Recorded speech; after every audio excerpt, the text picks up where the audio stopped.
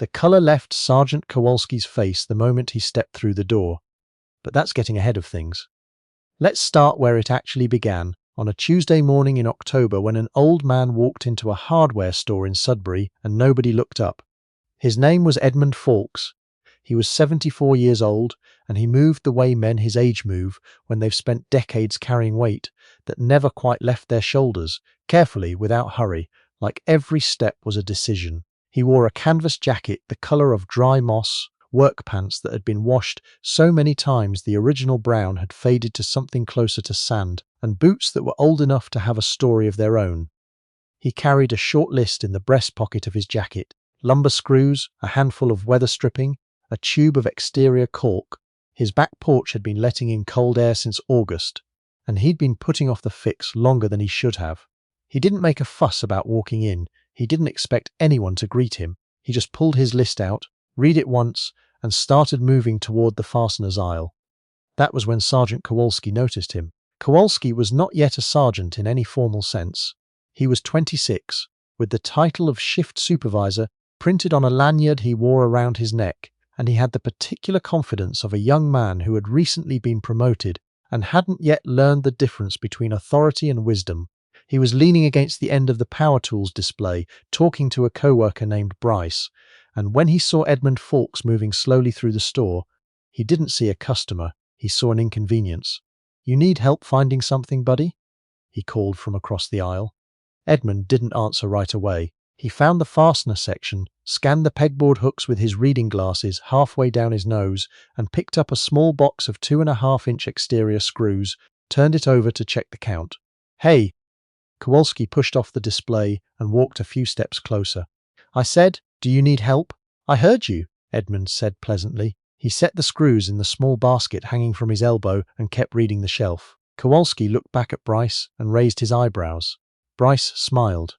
"We're pretty busy today," Kowalski said, even though the store was quiet. "If you're going to be in this section a while, maybe it's better you go talk to someone at the service desk. They can walk you through what you need." Edmund looked up at that. He looked at the young man for a moment, not with anger, not with hurt, just with the even, patient look of a man who has seen considerably worse and isn't particularly moved. "I know what I need," he said. "Right, but some of these products are pretty technical."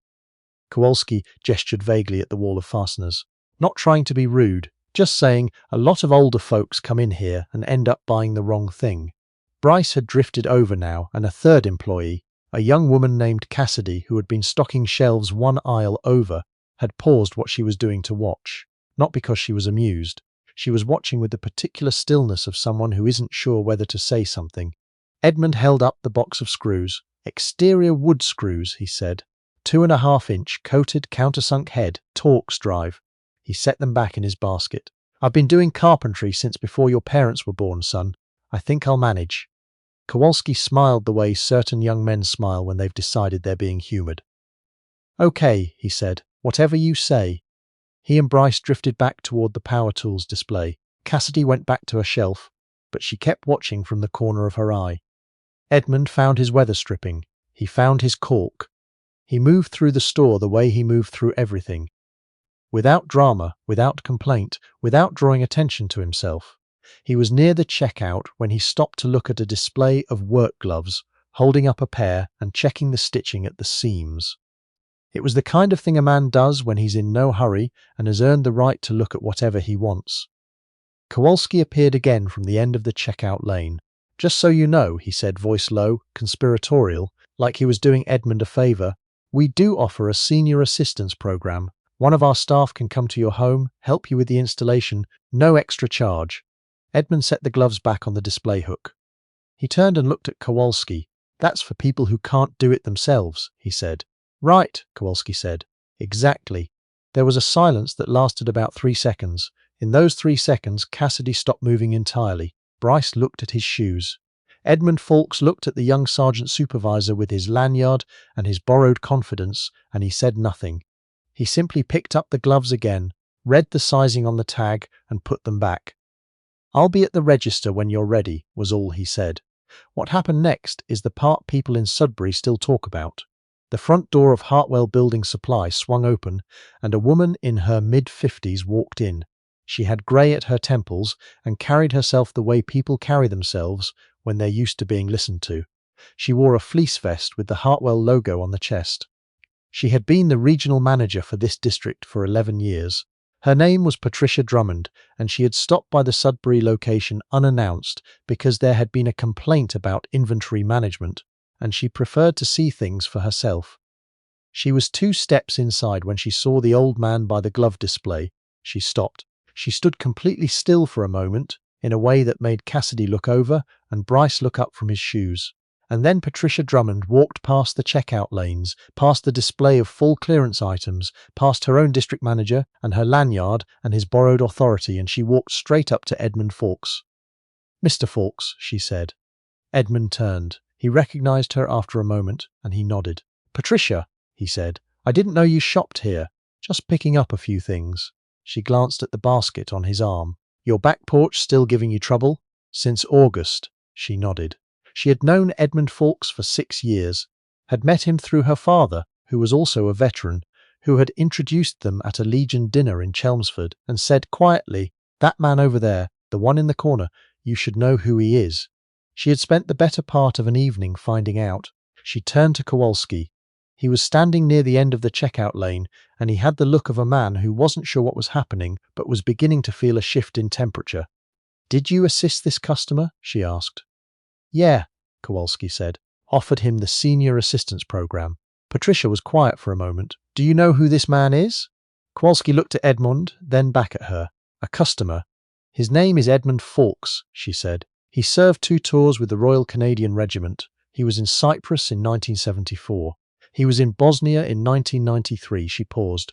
"He was in Medak in September of 1993. Do you know what happened at Medak?" Kowalski didn't answer, neither did Bryce.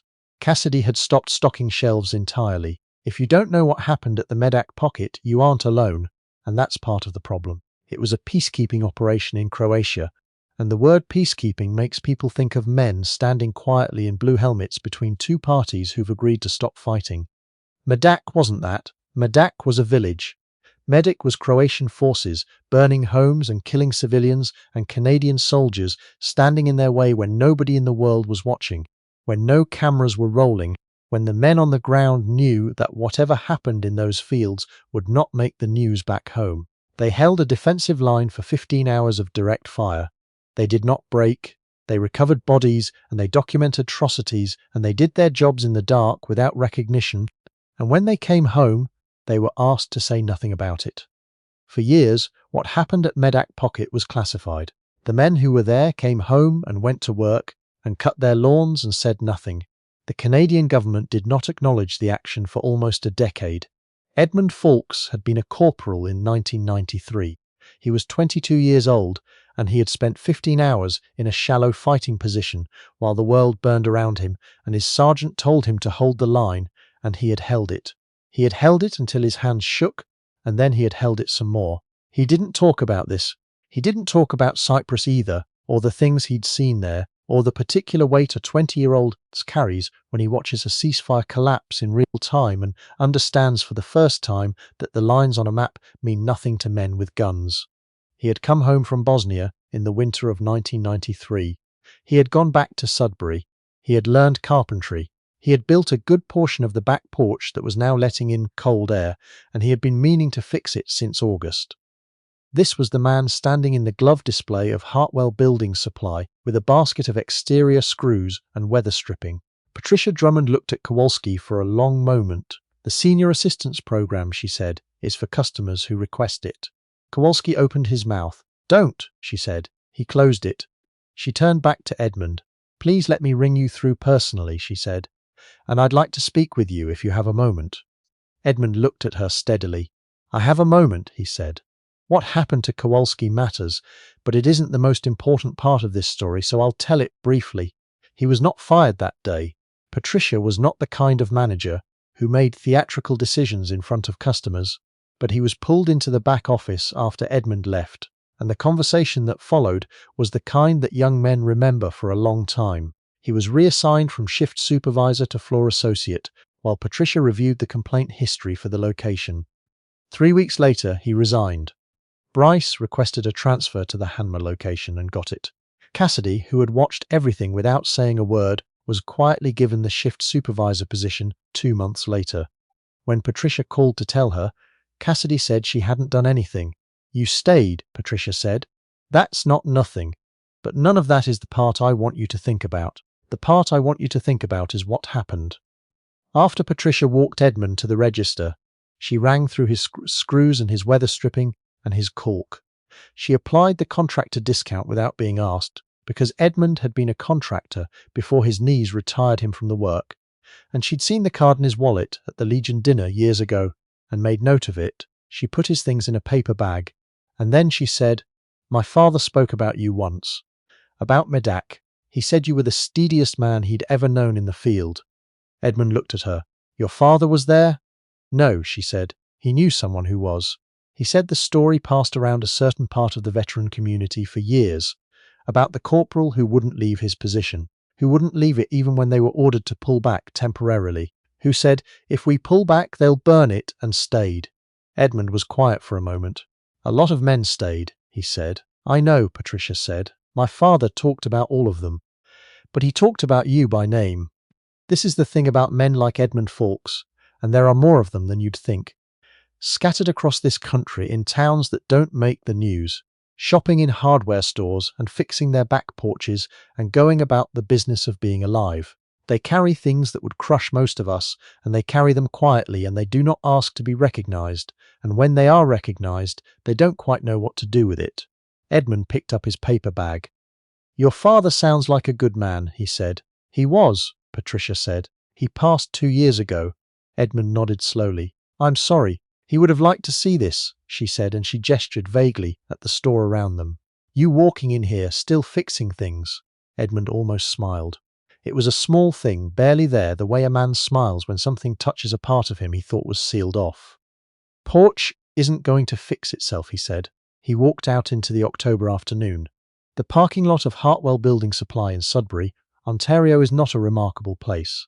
It has the same faded yellow lines and cart returns and pickup trucks as any other hardware store parking lot in this country. But if you had been there that Tuesday afternoon in October, you would have seen an old man in a canvas jacket walk to a 10-year-old pickup truck and set a paper bag carefully on the passenger seat. You would have seen him stand by the truck for a moment before getting in, looking out at the street. You wouldn't have known what he was looking at.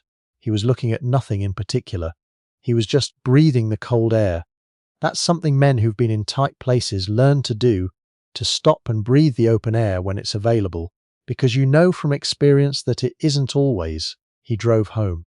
He fixed the porch that afternoon. It took him about 2 hours. He worked carefully, without rushing, the way he did everything.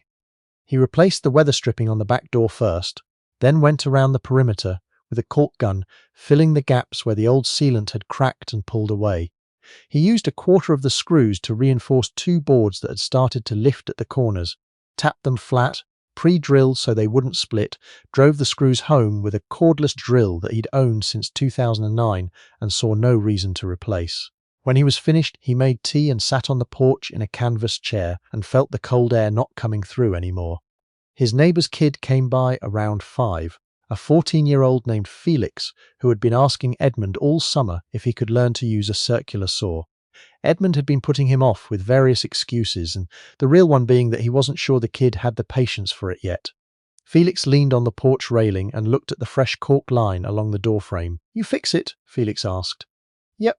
Can I help next time?" Edmund drank his tea. "You can help if there is a next time. There probably won't be. I did it right." Felix considered this. "Can I help with something else?" Edmund looked at the boy for a long moment. He was a good kid. Restless the way boys that age are restless, needing something to do with his hands that meant something. "Come by Saturday," Edmund said. "I want to build a cold frame for the garden before the ground freezes. I'll teach you how to cut the joints." Felix tried not to look too excited. He almost managed it. "Okay," he said. Edmund nodded. He looked back out at the yard. His garden was mostly done for the year. The tomato cages pulled and stacked, the bean poles tied in a bundle against the fence, the beds mulched over with the leaves he'd raked last week. But in the far corner where the afternoon light came through best, there was still a small patch he was thinking about. He'd been reading about cold frames. He thought he might try overwintering some greens. He thought the corner by the fence might work. It wasn't a large plan. It wasn't a dramatic plan. It was the kind of plan a man makes when he intends to still be here in the spring, when he's thinking about what comes next instead of what came before. Edmund Faulkes finished his tea. He went inside and washed his cup and set it on the drying rack. He fed the cat. Somewhere in this country right now, there is an old man like Edmund. Maybe you know one. Maybe he's your grandfather, or your father, or the quiet man who lives 2 houses down and nods when you drive past and doesn't say much. You probably don't know what he did. You probably don't know what he saw. He probably won't tell you, because men like that learned a long time ago that most people aren't really asking when they ask. But if you get the chance, ask anyway. And if he's standing in a hardware store looking at exterior screws, maybe just let him look. He knows what he needs.